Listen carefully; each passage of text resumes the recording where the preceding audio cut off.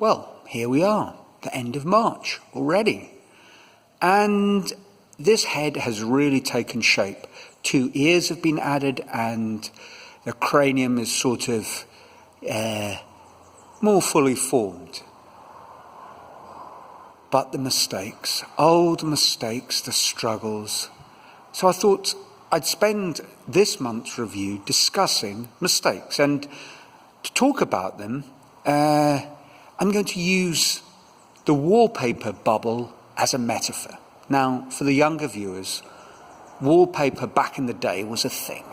You'd paste interesting designed paper on the wall to decorate it, rather than painting it. But that's easier said than done. It was something of an art form, hanging wallpaper. I mean, there were specialist decorators who would do it for you.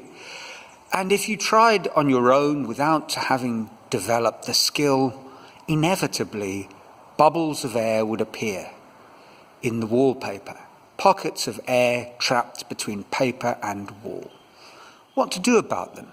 Because you know that when Christmas came around, that annoying Auntie Dora would have a thing or two to say about your amateurish job.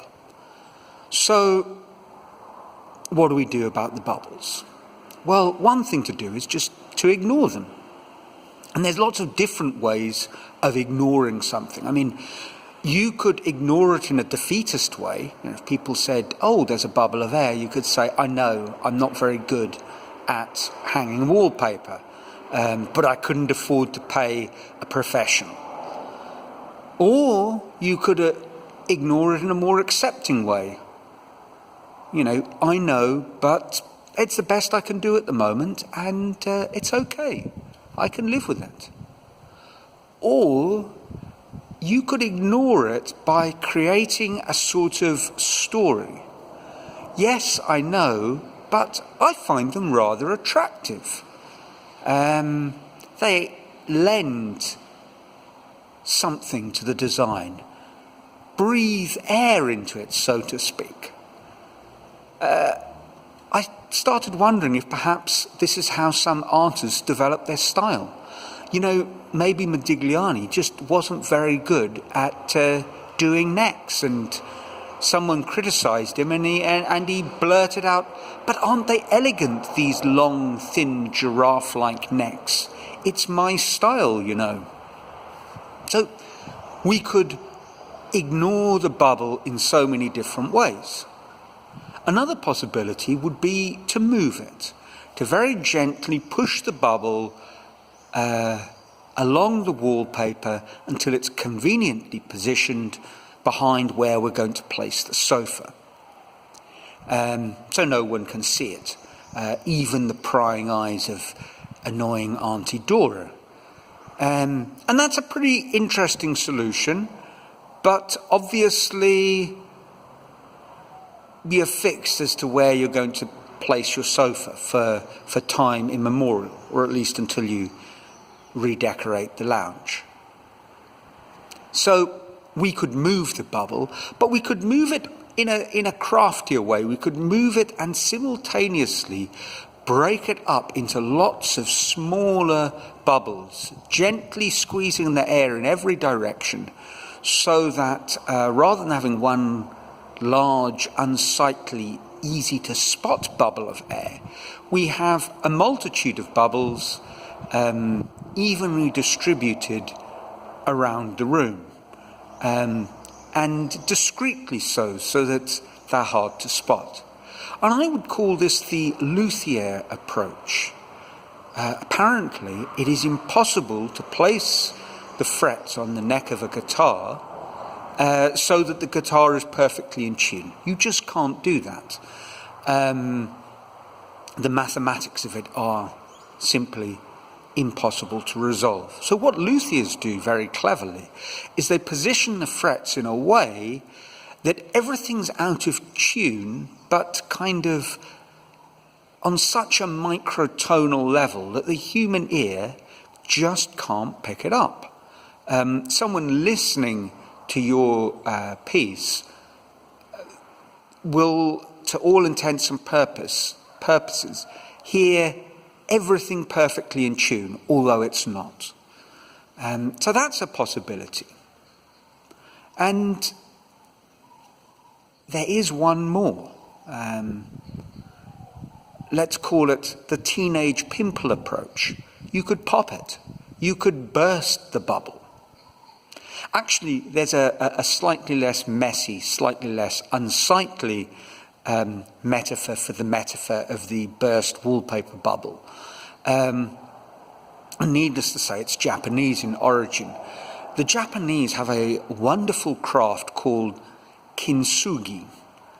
Kin, meaning gold, and sugi, meaning to join. So the idea is that your broken teacup is rebuilt, joining all the pieces with a mortar in which you've infused gold powder.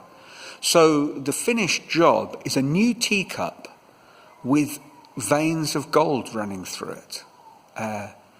And in a way, having broken the teacup, you've rebuilt it into an object even more valuable than the original porcelain.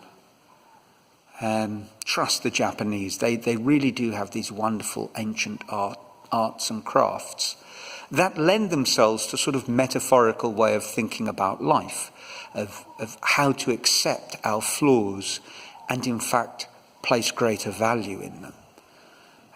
Now, 6 minutes of discussing wallpaper bubbles and what you can do about that. Obviously, this is directly translatable to the problems that I've faced with my sculpture and all its mistakes, the flaws of proportion, of alignment, of shape. All of these become kind of set by the progressive addition of more wire, and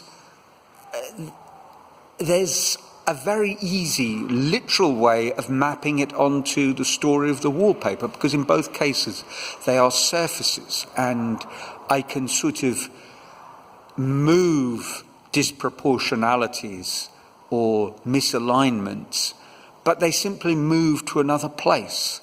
Or I can cut them open, sort of like the kintsugi, and restitch them in a way that hopefully will be more attractive.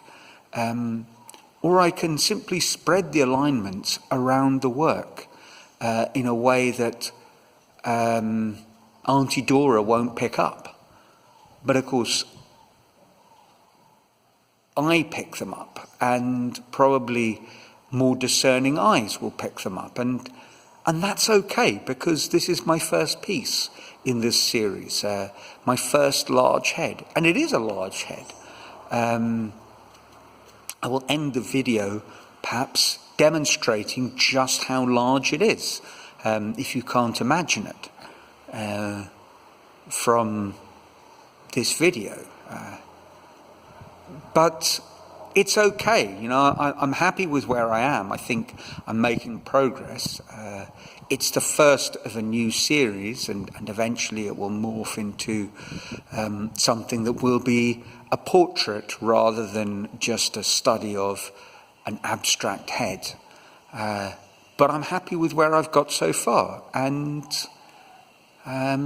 next month I will position a neck, the top of the trapezius, and my favourite neck muscle, the sternocleidomastoid, and then I'll tighten it all up, and by the end of April I think it'll have a pretty finished shape, and sometime in May it'll be ready for painting. So that's it. I'd love to hear your comments, as always. Let me know what you think. And I'll end off, obviously, saying that I trust you're safe and well, but I'll end off joining my head and giving you some idea of its size. So here goes. Ciao from Brazil, and until April.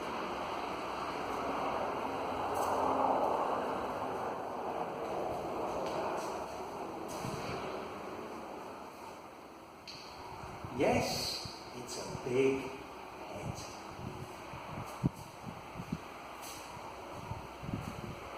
And